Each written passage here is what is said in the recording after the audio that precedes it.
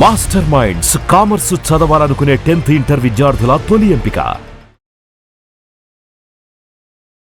నమస్తే రమగారు. నమస్తే రమగారు, మనకి ఏదైనా సమస్య వచ్చినప్పుడు, ఆపద వచ్చినప్పుడు వెంటనే దేవుడికి ఒక మొక్కేసుకుంటాం. భగవంతుడా, నన్ను దీని నుంచి గట్టెక్కించు, ఇది చేస్తాను, అది చేస్తాను, ఎవరికి తోచిన విధంగా వాళ్ళు. ఒకసారి మాట్లాడుకున్నాం ఈ విషయం, కానీ మళ్ళీ ఎక్కువగా నేను దీనికి సంబంధించి కామెంట్స్లో వింటూ ఉన్నాను అనమాట. అందుకని మీ ముందు ఉంచుతున్నాను.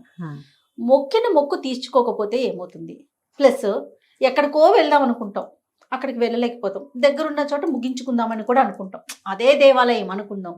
అప్పుడు ఏమన్నా సమస్య? అసలు ఒక పీరియడ్ ఉంటుందా? ఏదంటారు చూడండి, సూక్ష్మంలో మోక్షం. కరెక్ట్గా చెప్పింది రమగారు. అంతే. ఓకే, అలాంటివి ఏమన్నా ఉంటాయా? సూక్ష్మంలో మోక్షం ఉంటుంది. వేల్పుల మొక్కులు 1000 ఏళ్ళు, దేవుళ్ళకి మొక్కిన మొక్కులు ఎన్నాళ్ళకైనా తీర్చచ్చు. ఇంకొక డౌట్ చూడండి. ఇప్పుడు ఫర్ ఎగ్జాంపుల్, మన ఇంట్లో ఎవరికో బాగోలేదు, అమ్మ నేను వచ్చి నీకు చీర పెట్టుకుంటాను తల్లి, తగ్గిపోతే అని అట్లా అనుకున్నాం ఫర్ ఎగ్జాంపుల్. ఆ వ్యక్తిని కూడా తీసుకెళ్లాలా, మనం వెళ్ళి తీర్చుకురావాలా? ఏ వ్యక్తిని?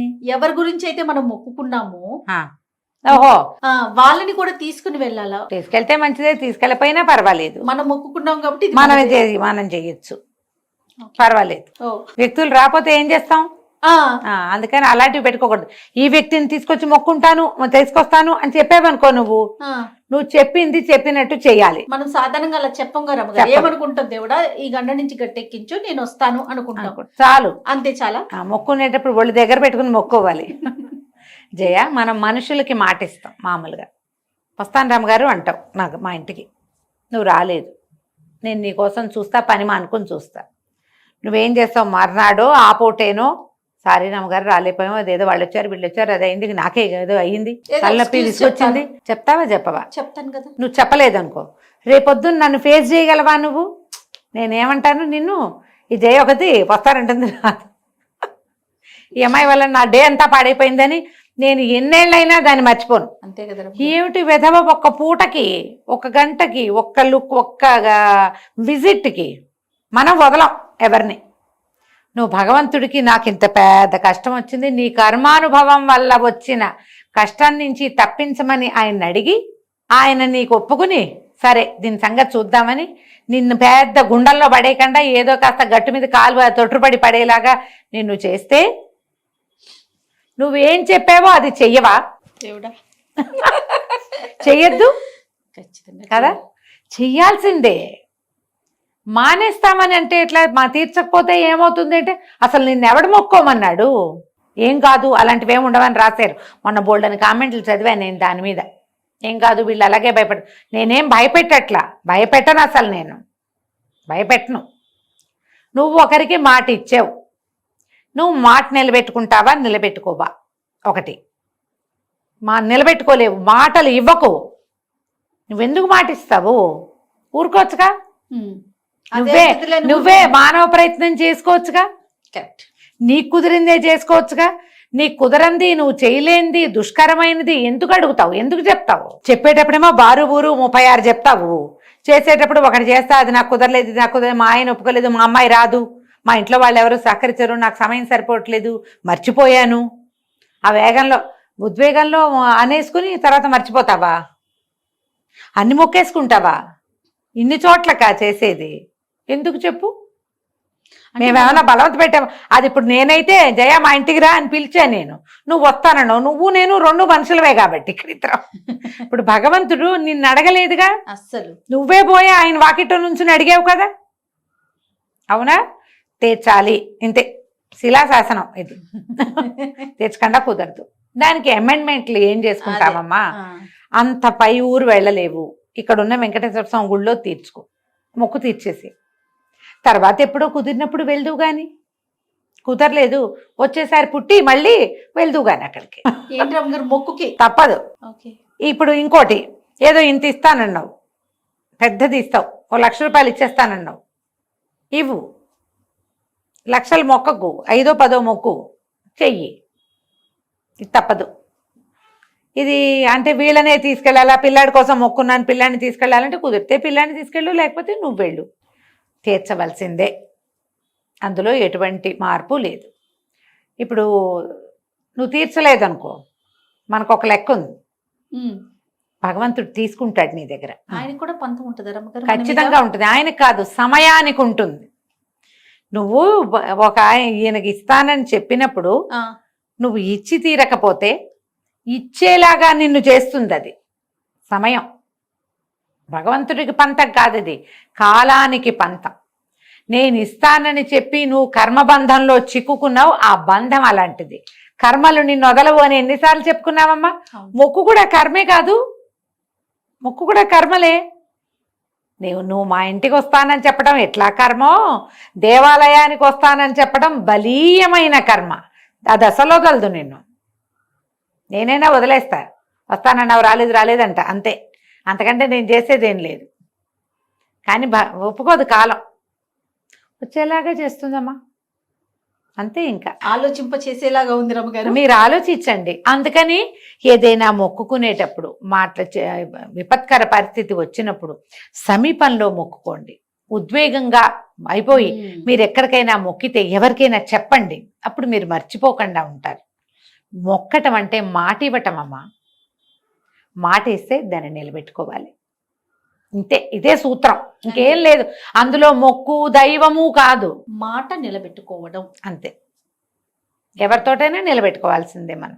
చిన్న బుజ్జి కథ ఒకటి చెప్తాది, ఒక్క చిన్న డౌట్ అడుగు. మొక్కుని మనం ఏ రూపంలో మొక్కుకున్నామో అలానే తీర్చాలా? ఫర్ ఎగ్జాంపుల్, తల్లి నీకు వచ్చి ఒక చీర పెట్టుకుంటా, ఇది ఒక మొక్కు. లేదా ఒక 10 కొబ్బరికాయలు కొట్టుకుంటా, ఇది ఒక మొక్కు. లేదా అన్నదానం చేస్తాను, దానికి సంబంధించి దేవాలయానికి ఏదో కొంత ఇస్తాను. దీన్ని మనం రూపాలు మార్చుకోవచ్చా? ఇలా ప్రత్యేకంగా విషయం చెప్పినప్పుడు విషయంగానే చేసేయాలి. ఓకే. ఇందులో మొక్కోటానికి ఇంకో మంచి విధానాలు ఇంకోటి చెప్తా చూడు. నీకు ఎవరినైనా గుడికి తీసుకెళ్తానని మొక్కుకోండి. ఒక యాత్ర చేయిస్తాను ఎవరితోటైనా. ఓకే. చాలా మొక్కుతారు కదా, అవిస్తా ఇవిస్తాన్ని. ఎవరైనా ఒక కుటుంబానికి యాత్ర చేయిస్తాను, నీ దగ్గరికి వాళ్ళని తీసుకొస్తా. వాళ్ళకి డబ్బులు ఉంటే ఉండుండొచ్చు, లేకపోతే లేపవచ్చు. ఎవరైనా సరే ఒక ఫ్యామిలీ మొత్తాన్ని మీరు తీసుకెళ్ళాలి అక్కడికి. ఒక ఫ్యామిలీ, ఓ భార్య భర్త 2 పిల్లలు, వాళ్ళకి టికెట్లు పెట్టండి, భోజనం ఖర్చులు మీరే పెట్టండి. ఏర్పాట్లు మొత్తం మనం చూసుకుని తీసుకెళ్ళి. ఎంత బాగా పనిచేస్తుందో జయ ఇది. ఎప్పుడు మాట్లాడుకోలే. ఎవరికైనా యాత్ర చేయించటము చాలా మంచి ఫలితాన్ని ఇస్తుంది. నేను మిమ్మల్ని గుడికి తీసుకెళ్తాను రండి అని ఎవరైనా ఫ్రెండ్స్ని పిలిచామనుకో, మనిద్దరం కలిసి గుడికి వెళ్ళటం వేరు, మనం ఆ వాళ్ళని తీసుకెళ్ళటం వేరు. పాయింట్ అర్థమైందా నీకు? రైట్. మనమే వెంబడి పెట్టుకెళ్తాం, అదేదో ఊరు వెళ్తాం, వీళ్ళు తీసుకుపోతాం. పొద్దునుంచి సాయంత్రం దాకా ట్రిప్పు తీసుకెళ్ళు. మధ్యలో వాళ్ళు దక్షిణ కానుక వాళ్ళది వాళ్ళే వేసుకుంటారు, పర్వాలేదు. యాత్ర ఫలితం నీ అకౌంట్లో పడుతుంది. ఓకే. ఇప్పుడు షూటింగ్ల కోసం అప్పుడప్పుడు మిమ్మల్ని తీసుకెళ్తాం. నీదే అది సుమన్ టీవీగా పడిపోతుంది అది. ఒకవేళ నన్ను ఎక్కువ గుళ్ళకి తిప్పావనుకో నువ్వు, అదంతా నీదే. నాకే వస్తుంది. నేను చూసిన ఫలితం, నేను దక్షిణ వేసిన ఫలితం, నా పేరిట అక్కడ నేను అర్చన చేయించుకుంది నాది, నన్ను తీసుకెళ్లిన ఫలితం నీది. ఓకే, బాగుంది కదా పాయింట్. నెక్స్ట్ వీక్ నుంచి వరుసగా టెంపుల్ షూట్స్ పెట్టుకున్నారు. నెలకి ఒక 5-6 టెంపుల్స్ తీసుకెళ్ళండి మరి. అదే కదా, బోల్డంత పుణ్యం వస్తుంది మీ అకౌంట్ లో. సో ఇది ఒకటి ఉంది, యాత్ర ఫలితం చాలా మంచిది. ఇది ఒక మొక్కుగా మనం మొక్కుకోవచ్చు. ఏదైనా ప్రాబ్లం పూర్వకాలంలో అందుకే తండోపతండాలుగా యాత్రలు అట్లా అంత గుంపుగా గుంపు తీసుకెళ్లే వాళ్ళు కదా. ఒక ఫ్యామిలీ మిగిలిన వాళ్ళందరినీ తీసుకెళ్తాలు ఉండేవి అప్పుడు. బాగుంది రమ్మగారు. ఖర్చులు పెట్టుకుని మనమే తీసుకెళ్తాం. ఓకే, చేయొచ్చు అట్లా. అయితే కథ చెప్తా చూడు. దీని మీద ఒక కథ కూడా ఉంది. దీని మీద ఈ మొక్కు మానేయటం మీద చెప్తా, బుజ్జి కథ. కానీ మిమ్మల్ని ఆలోచింపజేస్తుంది అది గ్యారంటీగా. ఒక ఊళ్ళో ఒక పిసినారాయన ఉండేవాడు. ఆయన చాలా లెక్క. పిల్లాడు ఉన్నాడు, వాళ్ళకి ఒక 10 ఏళ్ళ వాడు. వాడికి వేలు మీద ఏదో కణుపు వచ్చింది. ఎప్పటికీ తగ్గల. ఎన్ని మందులు వాడినా తగ్గల. ఏదో దైవాపచారం జరిగిందని భార్య ఘోష పెడుతుంటే ఆంజనేయ స్వామికి వాళ్ళ ఊళ్ళో పెద్ద గుడి ఉంది, ఆయనకి దండం పెట్టాడు. వాళ్ళ ఇలవేల్పు వాళ్ళకి ఒక కులదైవం. దండం పెట్టి, ఆంజనేయ స్వామి బంగారు తండ్రి, నువ్వు ఎక్కడుంటావో నాయన, నా పిల్లని రక్షించు, వీడు వేలు కొట్టేస్తారు ఏమిటోను, మరి నీకు వడమాల వేయించి అప్పాలు పోయిస్తాను నాయన అని దండం పెట్టుకున్నాడు. స్వామివారి మహత్యంతో మెల్లిగా వేలు ఎట్టగో తాపిగా తగ్గుమొహం పట్టింది. వేలు కొట్టేయాల్సిన పని లేకుండా గోరు ఊడిపోయింది. పిల్లాడు ఏదో కొన్నాళ్ళు ఇట్లా చేయి బైక్ పెట్టు తిరిగాడు, కానీ మేము నిదానంగా తగ్గింది. బయటకు వెళ్ళటం మొదలుపెట్టాడు. భార్య గుర్తు చేసింది, ఏమండి మొక్కుంది అని. అవును, వడమాలు ఎందుకులే స్వామివారికి, 2 ఎందుకు, వడమాలు మాలాను అప్పాలు పోయి ఇచ్చేద్దాం అని చెప్పాడు. సరే అప్పాలు పోయించే రోజు వచ్చింది. 200 రూపాయలు కట్టాలి అప్పాలు పోయాలంటే గుళ్ళో. 200 పెట్టి అప్పాలు చేయిస్తే స్వామివారు ఈ గుళ్ళో ఉన్న అర్చకుడు ఏం చేస్తాడు, సగం మనకిచ్చి సగం అందరికీ పంచిపెడతాడు. ఎందుకు? అది కూడా ఎందుకు వారికి వీరికి పంచిపెట్టేదానికి? స్వామివారు ఏం తిండ కదా, అప్పాలన్నీ తింటాడే ఏమిటి ఆంజనేయ స్వామి? మడమాలు వేసుకుంటే ఇవాళ వేస్తే రేపు పొద్దున్న తీసేస్తారు మడమాలని, అందరికీ పంచేస్తారు. పొద్దున వేసి సాయంత్రం పంచేస్తారు. అందుకని అదొద్దు. అప్పాలు వేసినా అప్పాలు పోసిన స్వామివారికి అందరికీ పంచేదే వద్దు. అర్చన చేయిస్తాను, ఆకుపూజ చేయిస్తానని ఒప్పుకున్నాడు. ఆకుపూజ సమయం కూడా వచ్చింది. శనివారం ఆకుపూజ అనుకున్నారు. శుక్రవారం అనిపించింది ఆకుపూజకైనా 100 రూపాయలు. ఆకుపూజ అయినా 100 లేనిదే అవదు. ఇన్ని కొనాలా? 180 అయినా ఆకులు కొనాలా? సరే ఎందుకు వచ్చింది ఆకుపూజ? ఎవరు వేసుకోరు పెట్టరు. ఎవరికైనా ఆకులు ఇచ్చామనుకో వాళ్ళందరూ ఊరికే వాళ్ళ ఇంట్లోకి వెళ్తాయి. ఎవరు వేసుకుంటున్నారు ఈ రోజుల్లో ఆకులు? వేస్ట్. సరే అర్చన చేయిద్దాం. అర్చన చేయించడానికి కొబ్బరికాయ కొడితే సరిపోతుంది. ఆయన గుడి దాకా వెళ్ళాడు. గుడికి వెళ్ళిన తర్వాత కొబ్బరికాయ అడిగాడు బయట. 12 రూపాయలు అన్నా. అనేసరికి ఈయనన్నాడు 12 ఏమిటి, మొన్నేగా 8 రూపాయలకు తీసుకున్నాను అన్నాడు. అనేసరికి ఎందుకు కాదండి, రాముడు గారి తోటలో కనుక మీరు వెళ్ళారంటే వాళ్ళు 8కే ఇస్తారు. నేను అక్కడి నుంచే తెచ్చా. అక్కడి నుంచి తీసుకొచ్చి పీసులు తీసి మరి దేవాలయం దగ్గర పెట్టినందుకు నాకు ఆ మాత్రం 4 రూపాయలు వద్దు కాయ మీద, అందుకనండి నేను 12 పెట్టాను. మీకు కాయ కావాలంటే రాముడు గారి తోటలోకి వెళ్ళండి మహారాజుగా, కొనుక్కోవచ్చు అక్కడే, నేను అక్కడి నుంచేగా తెచ్చాను అన్నాడు అక్కడ ఉన్న సుబ్బరాజు గారు. సరే బాగుంది. ఈయన దేవాలయం వదిలిపెట్టి రాముడు గారి తోట వైపుకి అడిగేసేసాడు. తోటలో కాయలు దింపుతుంటే మరి ఎంతండి కాయ అన్నాడు. ఆయన 8 రూపాయలు అంటే, ఎందుకండి 8 తోటలో ఇచ్చి ఇప్పుడేగా దింపుతున్నారు, 5 రూపాయలకి ఇవ్వండి అన్నాడు. 5 కాదు కానీ 6కి ఇస్తాను, మీరే పీచు తీసుకోండి అన్నాడు. పీచులు తీసిస్తాం మేము, పీచు తీయద్దు అంటే మీరే తీసుకోండి, 6 రూపాయలు ఇవ్వండి. సరే కొబ్బరికాయ తీసుకున్నాడు. నేనే పీచు తీసుకుంటా, ఏముంది మనకు వచ్చిన పనే కదా. గుణప నిలబెట్టి ఉంటుంది, పల్లెటూళ్ళల్లో తీసే అలవాటు ఉంటే కొబ్బరికాయ పీచు ఎట్లా తీయాలి, కాయను పట్టుకుని గుణపని గీసి ఇట్లా కొట్టి ఇట్లా లాగితే డెప్ప వస్తుంది. ఈయన బాగా లాగాడు, వచ్చింది చెయ్యుడి చేతిలోకి వచ్చింది. గుణపం మీద కొబ్బరికాయతో పాటు ఈయన చెయ్యి కూడా దిగిపోయింది. లబో దిబో రాముడు గారు వాళ్ళ పాలేరు కలిసి ఆ గుణపాన్ని ఎట్టగో ఇతని చేతి నుంచి బోడ తీశారు. చెయ్యి సగం చీరిపోయింది. ముందు వెనక కుట్లు పడి వేయాల్సి వచ్చింది. ఆసుపత్రికి వెళ్లాల్సి వచ్చింది. ఆ ఊళ్ళో ఒంటెద్దు బళ్ళు ఉన్నాయి, ఓ బండి ఎక్కిచ్చారు. దూరపు ఆసుపత్రికి తీసుకెళ్లారు. ఈ కుట్లు అయితే నే వేస్తా కానీ వెనక కుట్లు నేను వేయలేనన్నాడు డాక్టర్. దీనికి పట్నం వెళ్ళాలి, పెద్ద గవర్నమెంట్ హాస్పిటల్స్ ఉన్నాయి అక్కడే పోయారు. సింపుల్గా 500 రూపాయలు అయినాయి. అరిచేయి అంతా కుట్లు వేసుకుని తిరిగి వచ్చాడు. 4 రోజుల పాటు ఆయన ఒక్క పని కూడా పనికిరాడు. ఆ తర్వాత ఎప్పుడు చేయి చూసుకున్నప్పుడల్లా ఆయనకి బాధగానే ఉండేది. ఇది ఎక్కడ మొదలైంది? 250 రూపాయల అప్పాల దగ్గర మొదలైంది. 500 ఆంజనేయ స్వామికి ఇచ్చేసి ఉంటే నీ మొక్కు తీరేదా? మాట ఇస్తే నిలబెట్టుకోవద్దు ఖచ్చితంగా. చివరికి 500 అయ్యి చెయ్యి పోయి నువ్వు మొక్కు తీర్చనిది నీ మీదే ఉండిపోయింది.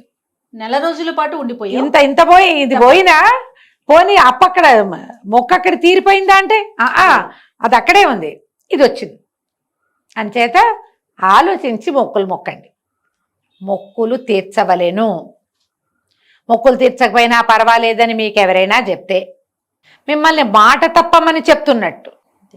అంతే కదా. మాటకి మనం ఎంత విలువిస్తాం రమ్మగారు? ఇవ్వద్దు మరి కదా. మాట ఇస్తే చెయ్యాలి, లేదా ఎక్స్క్యూజ్ చెప్పుకోవాలి. మనుషులకి ఎక్స్క్యూజ్, భగవంతుడికి నో ఎక్స్క్యూజ్. నేను ఇక్కడ ఒక్క అమెండ్మెంట్ చెప్తా, ఇది నా సొంత ఐడియా. చెప్పండి. ఇప్పుడు ఇంత సొమ్ము చెల్లించి మీరు ఏదైనా చెయ్యలేకపోతారు, మొక్కు తీర్చుకోలేకపోయారు, భగవంతుడికి చెప్పుకోండి నాకు శక్తి లేదు, నేను చేయలేను, నా వల్ల అవ్వదు. దీని బదులు ఎవరికైనా నలుగురికి సహాయం చేస్తాను, ఆపదలో ఉన్నవాడిని ఆదుకుంటాను, వాడి పక్కన నుంచుంటా, నేను నా మొక్కు తీర్చుకోని బాధాన్ని నన్ను వదిలిపెట్టు, నా వల్ల కాదు ఇది అని మీరు చెప్పచ్చు. ఎవరైనా చేస్తారా? చేయాలి? చేయరు కదా. చేయలేరు. ఆ ఆలోచన రాదు రమ్మగారు. మానేస్తే ఏమవుతుంది అంటారు. మరి ఎందుకు మొక్కావు నువ్వు? అది అంటే కనిపించిన వారికి కదా మనం మొక్కుకున్నది, కనిపించే వారికే తప్పించుకుని తిరుగుతున్నాం. కనిపించని వాడు కాదు, కనిపించని వాడే కానీ ఆయన ఉన్నాడని నమ్మే కదా అడిగేవు. అది అది గుర్తుండదు గారు అమ్మగారు, అది ఇప్పుడు నేనేమన్నా మన ఎదురుగుండా కనిపించే మనుషులకే మాట ఇచ్చి తప్పించుకు తిరుగుతున్న రోజు ఇది. దేవుడి దగ్గర తప్పించుకోలేరమ్మా మీరు? అది ఆయన సర్వాంతర్యామి కదా, దేవుడి మొక్కుల దగ్గర మీరు తప్పించుకోలేరు. మీ మొక్కు మీ బాకీగా మీ నెత్తి మొహం మీద రాయబడి ఉంటుంది. మీరు రేపొద్దున ఎక్కడో పుడతారు కదా, అది మోసుకుంటూ వెళ్తారు అక్కడికి. ఇక్కడ మీకు ఒక అనుభవ కాలం ఉందిగా, ఏం చేయి విరిగింది, అది ఎలాగో తప్పదు, ఆలోచించుకోండి. తప్పకుండా రమ్మగారు, చాలా మంచి విషయం మాట్లాడుకున్నాం. నమస్తే. నమస్తే జయ.